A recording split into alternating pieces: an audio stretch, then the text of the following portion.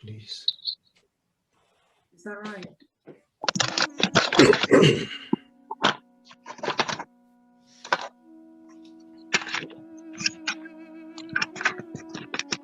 Morning.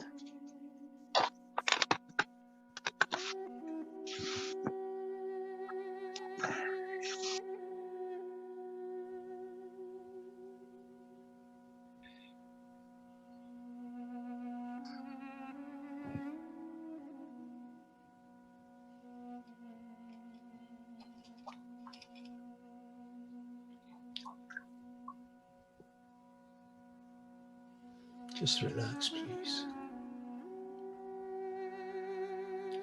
Focus on the tip of your nose.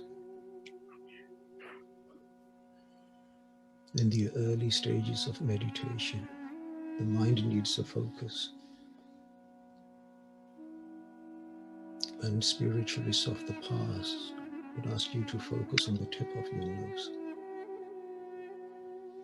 Pavan Guru, air, the divine. Breathe from your navel, nice and slowly, please.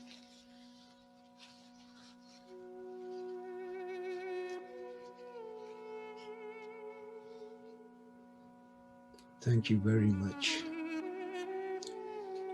for joining me, giving me this opportunity to serve you. Thank you. It means a lot to me.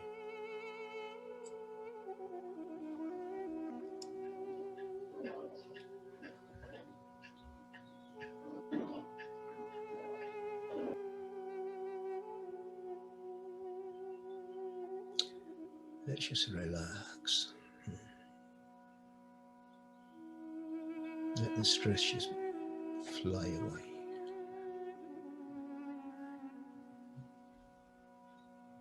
Breathe in, breathe out. Remember, whichever religion you belong to, you must stay there.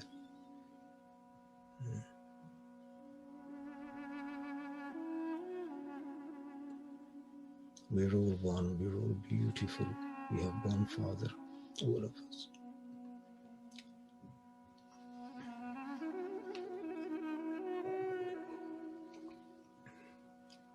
Every divine soul is beautiful.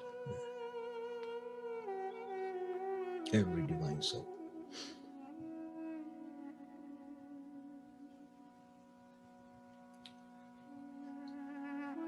On this platform, we will go through some amazing stories of the saints of the past, only simply to get encouragement and direction. The biggest problem we have is that the only direction we take is from our mind. I think. The mind is polluted by Maya. So your advisor in your mind is Maya, no one else.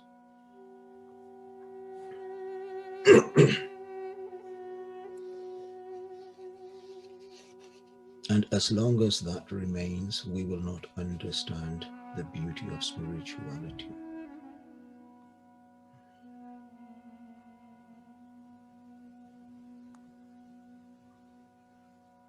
So spending time with wise, blessed souls, if you ever meet one in your life, is paramount. Absolutely a must. But the right soul.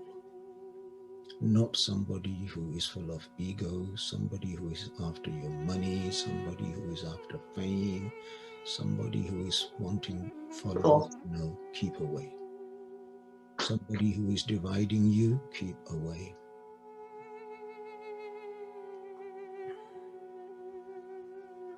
Ikkat roop phire parshanna. koi na kisi jiha. We're all different, but we're all one. As no one fingerprint is the same. Every fingerprint is different. We are all different, and it's beauty in diversity. We have one life, just this life, and we need to make it count.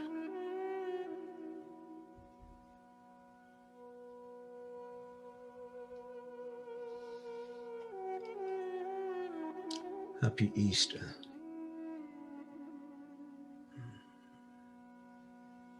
To all of you.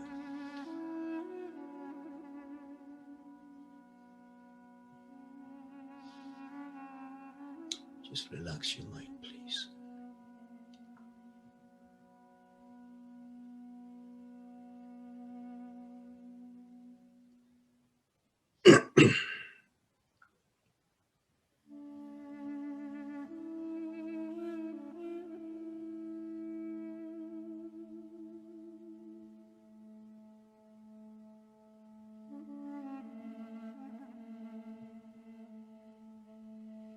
Just relax.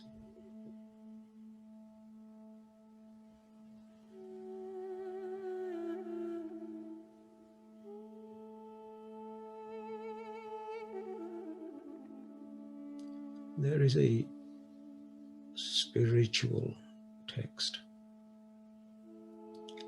from the Sukhmani Sahib, the Psalms of Peace. Anak tapasya kare ahankar,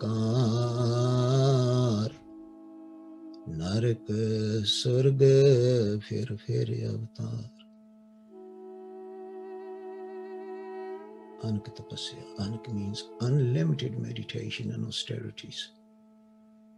If they are practiced in the soil of ego,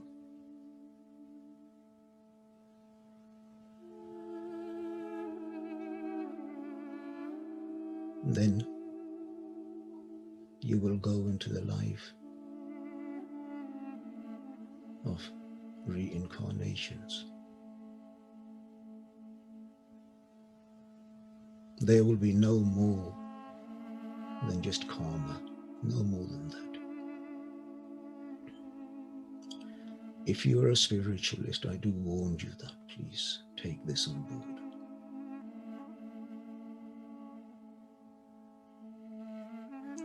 Let's go back. Let's go way, way, way, way back. Let's fly back into time. Into Treta Yoga. Yoga meaning the cycle of time. The second cycle.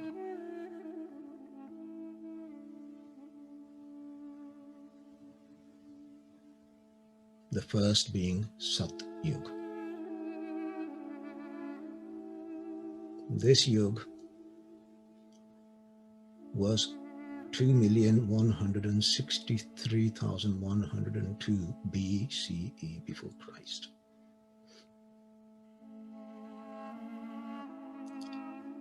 This Yuga lasted 3,600 divine years.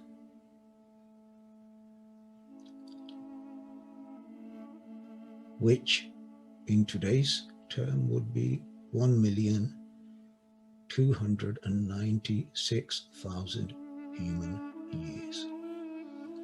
Treta. The average age of a human in Treta was 10,000 years.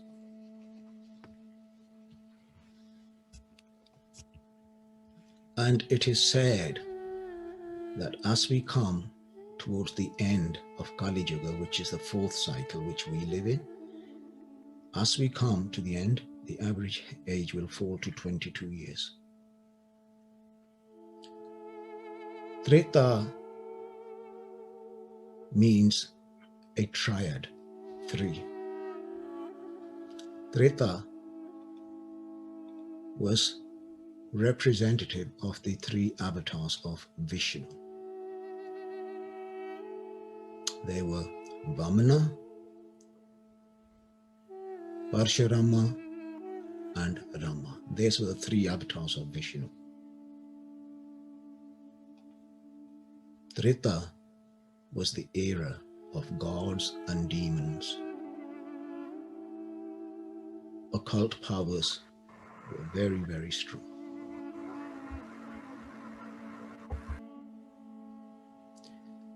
And the great Mahabharata, the war of the great Mahabharata, started in Treta. In Treta, there lived a rishi by the name of Keshav. And in the jungles, he performed much penance and meditation.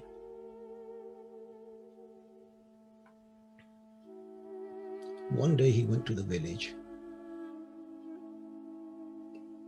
and whilst wandering in the village, he sets his eyes on a young, beautiful girl by the name of Diti, and he developed a wish to marry her. The girl agreed, and they got married. Diti gave birth to two sons, Kiran, Hiranyakeshava, and Harnakash. Harnakash is the king we will talk about today. They had a sister, and her name was Holika. And this is where the concept of holy started from, Holika. She was a sister of Harnakash. The eldest brother of Harnakash, Hiranyakeshava, died by the hands of Varaha, who was one of the avatars of Vishnu. It was a land where kings would fight. Just fighting was a normal, raiding kingdoms, taking over kingdoms, pillaging. And this frightened Harnakash. Much fear entered his heart. And for his own welfare and his own kingdom, he started to think, what could he do to combat this fear, this possibility? So he decided to go into penance, austerity, meditation. Both the anger and the fear and the resentment became the baseline of his meditation. A true practitioner of meditation desires nothing. Love is sufficient. Love is the only requirement. It's what they can give into the relationship, not what they can take out of the relationship.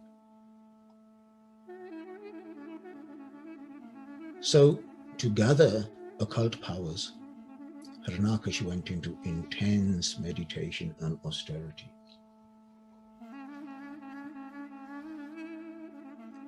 Meanwhile, Kyadu, the wife of Harnakash, was carrying his child. This child later was known as Prahlad. And Prahlad has a very special significance in Hinduism and in Sikhism. So during her pregnancy, she stayed with a very famous sage of that time, whose name was Narad Muni, in his ashram. And daily she would listen to the sermons of Narad Muni. And slowly his teachings started to have a profound effect on her and her unborn child. As a consequence, when Prahlad was born, he became a devoted follower of Ram. Ram meaning the one divine Shakti. On the other hand, the penance of Harnakash, his austerities, became so pleasing to Shiva, to whom he was praying to, that in his happiness, Shiva asked Harnakash, is there anything that he desired for his penance? Harnakash immediately took advantage. You see, one thing as a spiritual practitioner, please understand, your subtlest desire will be acknowledged.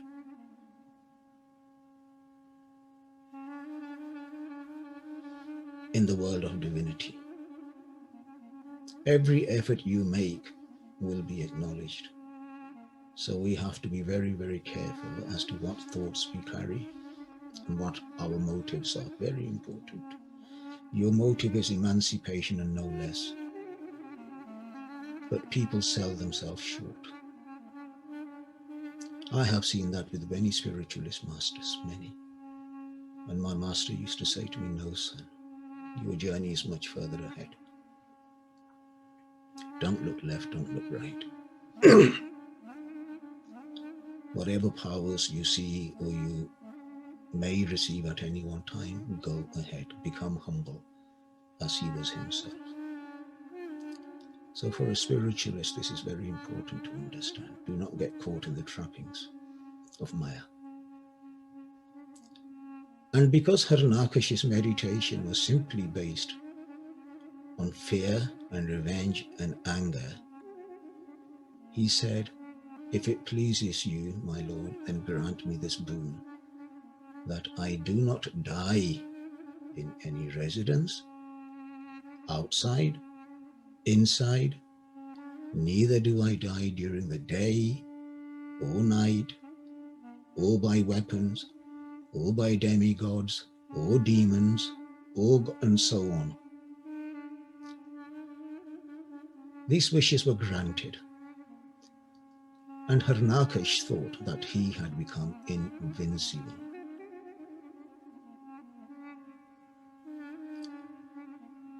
So invincible that no god or demon could ever destroy him.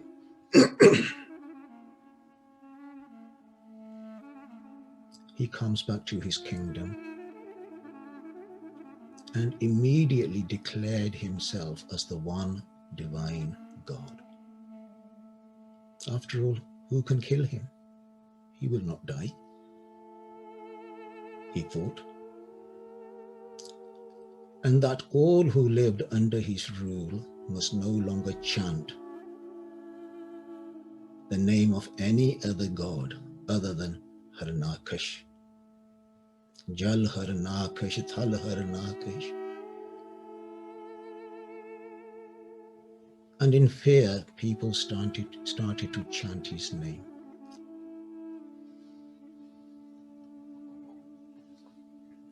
He brings his wife and his child back to his kingdom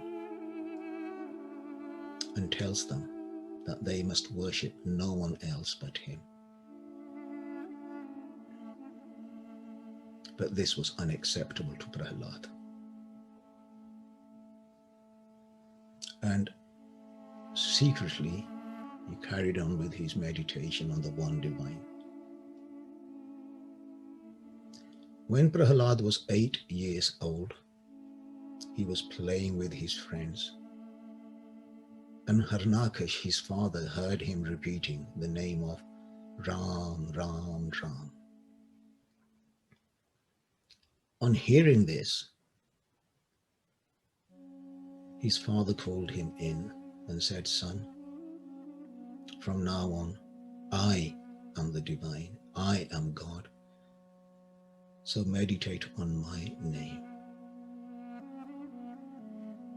And he went to reason with him, to encourage him only to recite Harnakash as his mantra. The young Prahlad replied, "Father, I love you with all that I am, but I cannot replace you. Ram is Ram, you are you." This infuriated his father. So blinded was he in his own ego, in his own confidence, in his own power, that after many times trying to reason with his son and all failed, he instructed his servants to kill his son. So the servants took Prahlad to the top of a mountain and threw him off. However, Prahlad, his focus, his heart was devoted to the divine. And it is said in the scriptures that as they pushed Prahlad over the mountain, the child fell into the arms of the divine Lord. A very similar story that happened to Jesus. And no harm came to the child.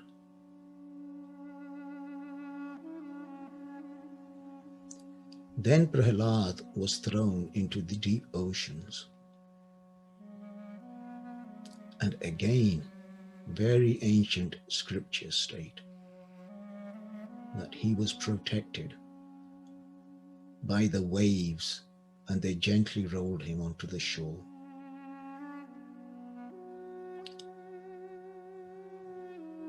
His father then instructed his servants to mix poison in his food to kill him off. And they did exactly that. But yet, again, poison had no effect on the young child.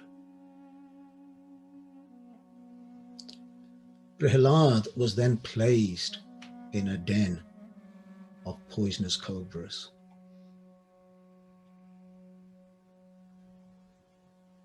The snakes started to play with Prahlad, wrapping themselves around him but not striking at him. And a very similar incident happened to Guru Nanak, the founder of Sikhism, when he was lying in the sun and a cobra came and, yes, spread his hood over the young child Nanak to shade him.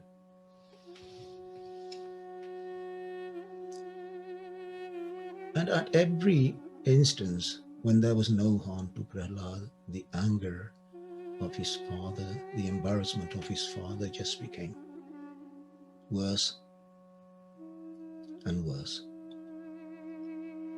He was then placed in front of an angry elephant to be crushed to death. But the elephant picked the child up and placed him on his back. And this was also a narration of another famous saint who was thrown in front of a drunken elephant. And the name of Prahlad became very prominent. People started talking about these miracles. And this took the king over the top.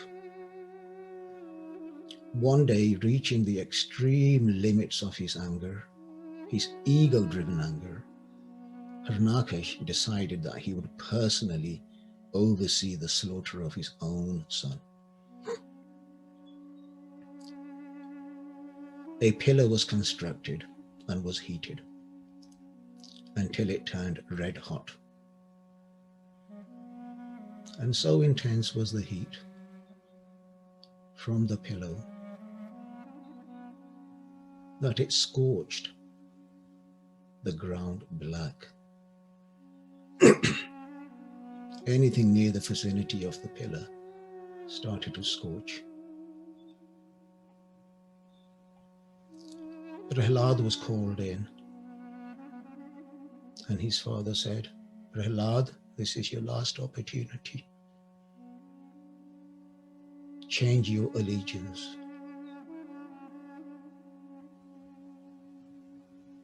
It is me or the pillar.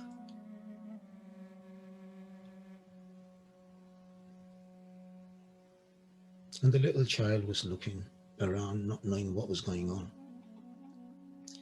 but an innocent devotion to the divine Lord.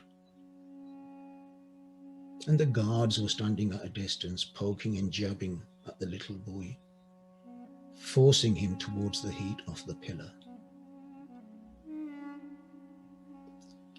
As the child Prahlad looked at the burning hot pillar, he notices an ant walking on the pillar. And in his innocence, he thinks, this pillar cannot be hot. If an ant can walk on it, so can I hold it. Little did he realize that this was the divine reassuring him that nothing will happen. He looks at his father and said, Father, you are not the divine. I cannot and will not change my mantra. Everyone gasped in amazement as Prahlad put his arms around the pillar, and nothing happened. Enough was enough for Harnakish. This was the ultimate humiliation.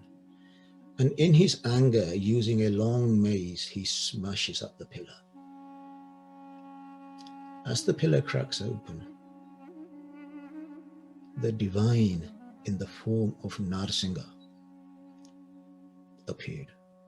Narsingh means half man and half lion. He grabs Harnakish and puts him across his knees and roars at Harnakish, do you know who I am? Yes, replied the frightened Harnakish. Harnakish, is this day or night? Roars Narsingha. Harnakish looks outside. It is neither day nor night, it is dusk. Are we inside or outside? Neither. We are on the thresholds of the palace. Am I a man or animal? Neither, replied Harnakish. Do I have a weapon? Roars Narsingh. No, replied the terrified Harnakish. The divine goes through all the wishes that had been granted.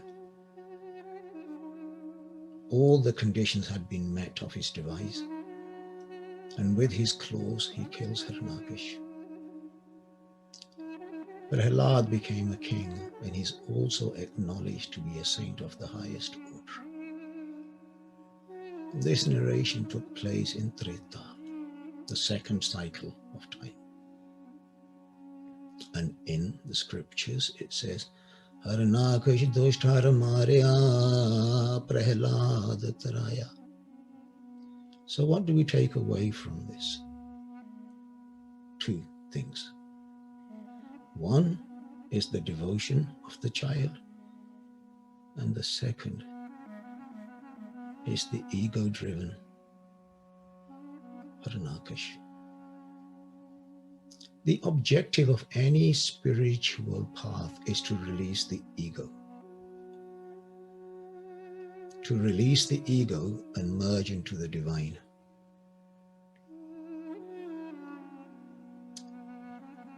Release the ego so only your pure self remains.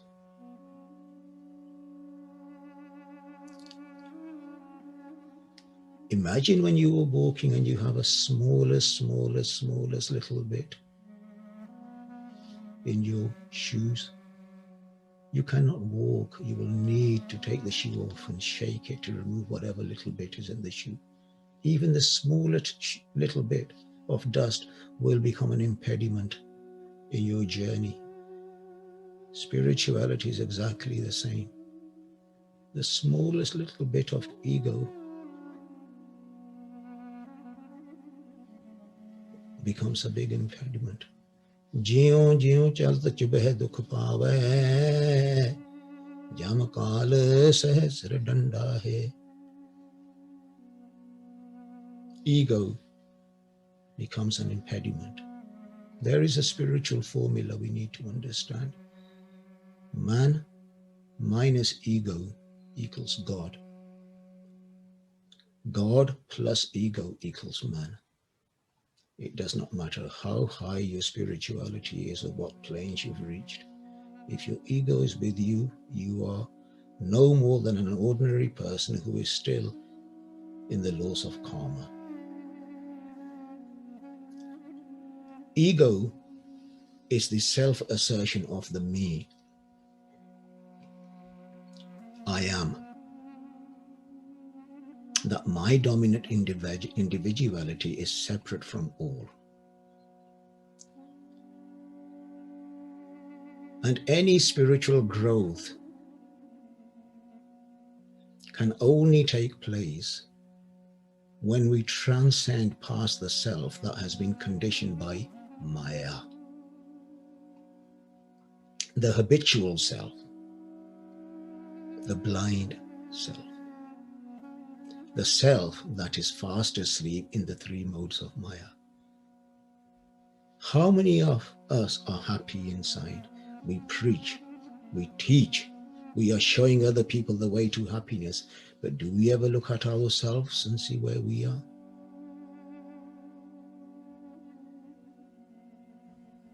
Who are we kidding? Who are we fooling? So we have to rise above that part of the self which is fast asleep in the warmth of the illusion. Remember, we are bliss. And you will find no greater bliss than what is already inside you. You are the rainbow of the divine in its many different colors. The path is within you, a direct path, which will be realized, understood, when you are with the company of blessed, pious souls. This understanding over time in their society will become clear. But remember, ego is very cunning. Maya is very cunning. The Maya uses this understanding to strengthen itself within you. It will creep inside you. You will not know. You will carry on doing all your religious activities, and yet you will not know who is driving that. And then it takes over in a very subtle and silent manner. It doesn't shout.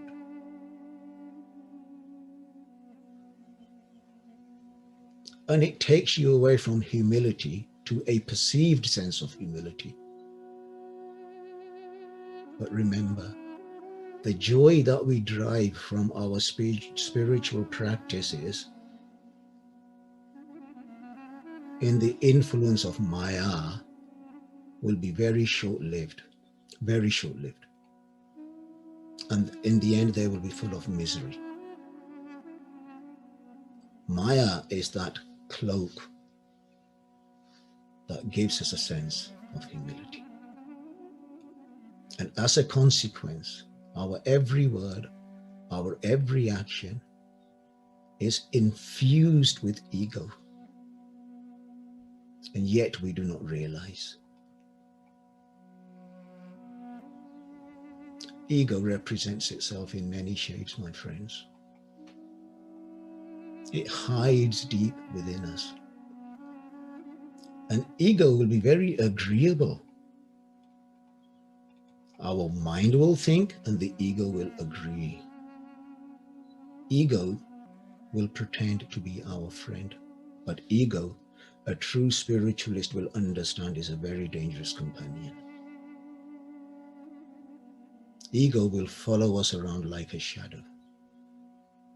Ego understands and senses our weaknesses and will use them against us. Ego will give you a sense of achievement in the spiritual world.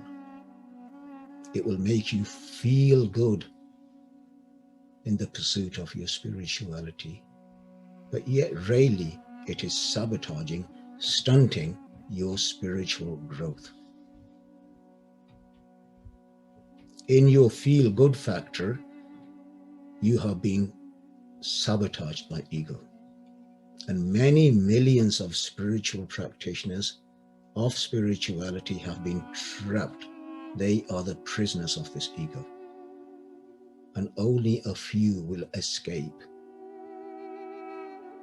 and practice spirituality in its purest form. Our path was very simple. From somebody to nobody, from nobody to everybody. From the I am to I am nothing, from I am nothing to I am everybody. That was the journey. However, somewhere along the line, the spiritual path, we fell asleep and became victims of ego.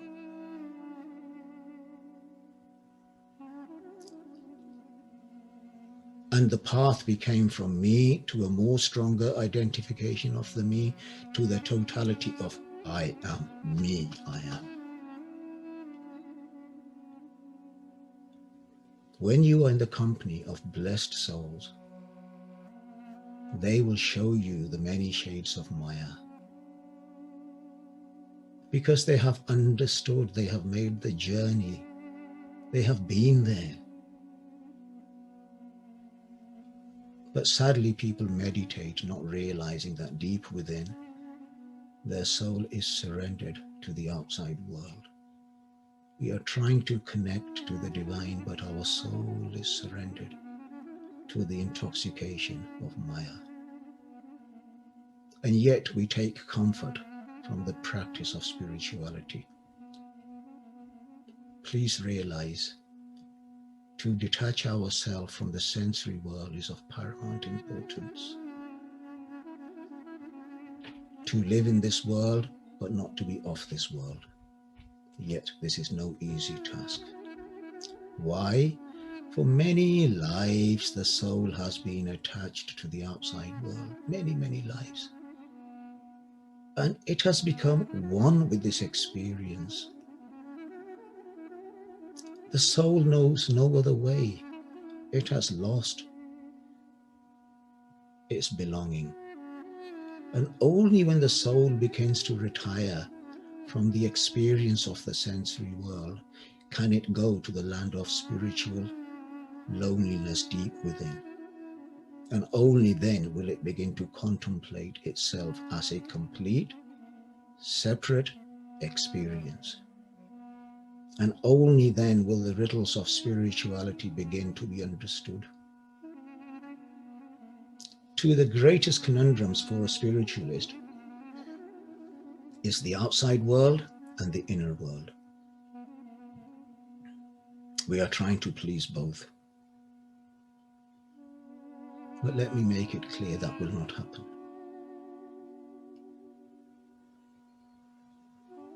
The true pilgrim's journey of a spiritualist will only start once you have decided which world you want to please.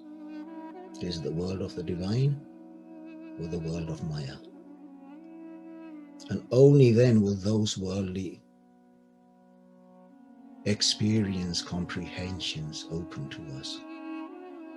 We cannot have our feet in both boats. You cannot live for the world and live for the divine. It doesn't work. You cannot serve both masters. You cannot have one foot in the world and one foot in Maya. It doesn't work. Imagine a bird that has been caged in a wire cage, or any animal that's been caged. And for many, many years, it's been kept in this cage. And then someone decides to release that bird, that animal, open the door and let it fly. Let it fly into its natural element. And so they open the doors to this cage. What happens? The animal, the bird, is frightened to fly out. It does not understand anything else other than just the confinements of the cage. And even when the door is open, the bird will not fly out that easily. It'll simply flutter from one side to another, holding on. And this is how our soul is. The divine has opened the doors. This is why we have this body. Eho teri osar, eho teri bar, Gad Peter tu na murar. This is your time. The doors are open. Whichever religion you belong to, your doors are open through your scriptures, through Jesus, through Brahma, through Buddha, through Guru Nanak, through Allah. Those doors are open. But we are holding on to this world. We are the ones that want to stay in this cage. If you want to achieve the heights of meditation, then fly out. Leave the cage of this body. In other words, leave the sensory world. We have to live in this sensory world. We have to work. We have to do business. But our focus is elsewhere. And soar towards the higher planes.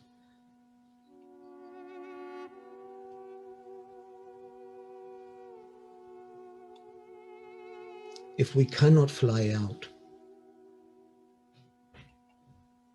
then we will lose our opportunities. The doors are unlocked for our spiritual freedom, and the divine is waiting. Once you fly out, then your journey in meditation will start. Then you will become a true disciple.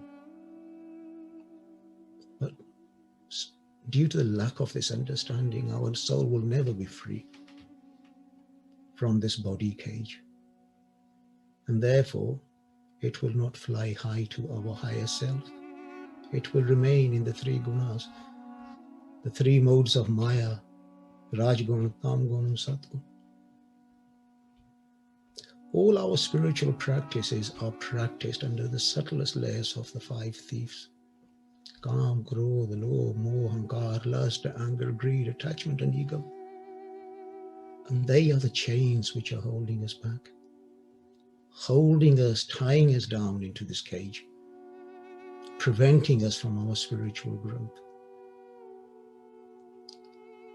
And we may think that I get up in the morning, I meditate, I go to the temple, that I'm freeing myself. But the reality is we live in the constant state of prevention, because the five thieves are with us all the time. My master once shared a story with me, which I will share with you. He said there were two drunken men who decided to go for a row in a boat, fully intoxicated. They got to a lake and jumped into the rowing boat. They grabbed the oars and started rowing. All night long they rowed, thinking that they were going somewhere. But as the dawn broke and the effects of alcohol wore off and some sense of normality came to their brains, they realized that they had not gone anywhere. They had wasted so much energy just by rowing in the same place, because the boat was still chained to its moorings. They did not unchain the boat. This is exactly how we practice spirituality. We are attached to people. We are attached that somebody listen to me, somebody take my wisdom, somebody respects me, I want people to follow me. A spiritualist will have this inside. And they are attached, chained, and yet they'll sit there doing Vaheguru, Vaheguru, Vaheguru, Jesus, Jesus, Jesus, Hari, Hari, Hari, Ram, Ram, Ram. They're rowing away. And one day they're going to wake up and realize they haven't gone anywhere.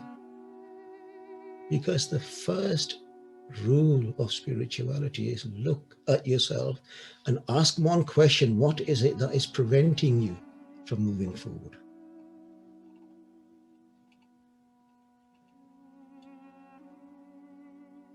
And these become our bondage.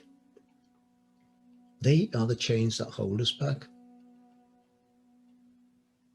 Only once we break those chains will we understand how to love people. We will understand how to meditate. And at the same time, preparing our soul journey ahead. We will do everything in a beautiful way. In a beautiful way.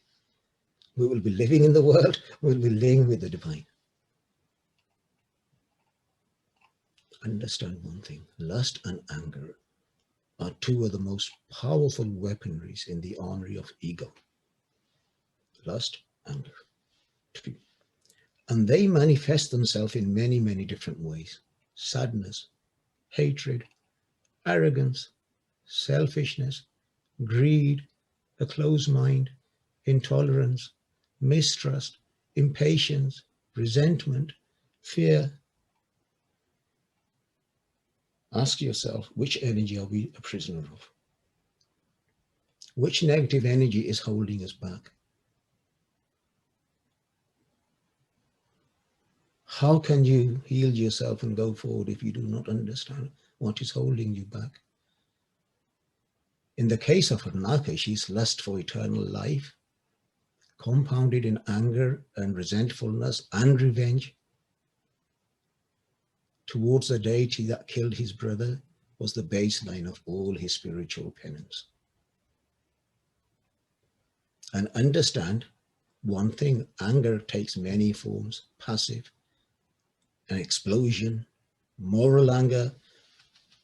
People get angry because I'm religious and nobody's listening to me. That's anger. Habitual anger, just being angry for the sake of being angry. Self-harm, vengeance, many, many types of anger. Anger will take the role of judge and jury. Remember, we are discussing Harnakash. And the executioner. And when we are angry, more often than not, we are resentful. And when we are resentful, we do not forgive. So anger and resentment are two gates. Understand, please, two gates. And the two gates are locked together, firmly shut by the lock of ego. Ego is the lock, resentment and anger are the two gates. And on the other side, if we can open these gates, we will go into the land of eternity. So in ego, we stayed locked in Maya. The divine on one side, within us, and the Maya also within us.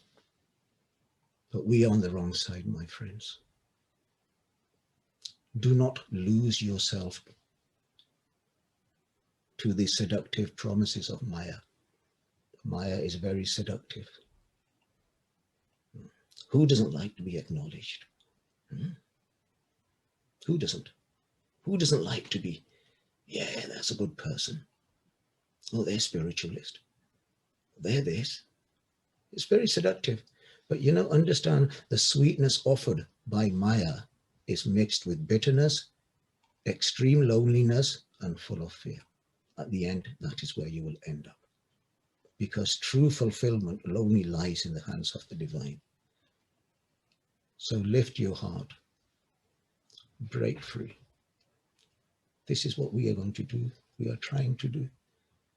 Break free from this cage of this body, meaning live in this body, enjoy the world, but understand how to live in this world. And carry this great virtue of divine values inside you. And practice those divine values, however difficult. An 8-year-old child was challenged by his father, but he's stuck to his values. So must we, whichever religion you belong to, you must stay there and you must stick to those values. Don't talk about them, be them. And once we allow the soil of those values inside us, we will spiritually grow.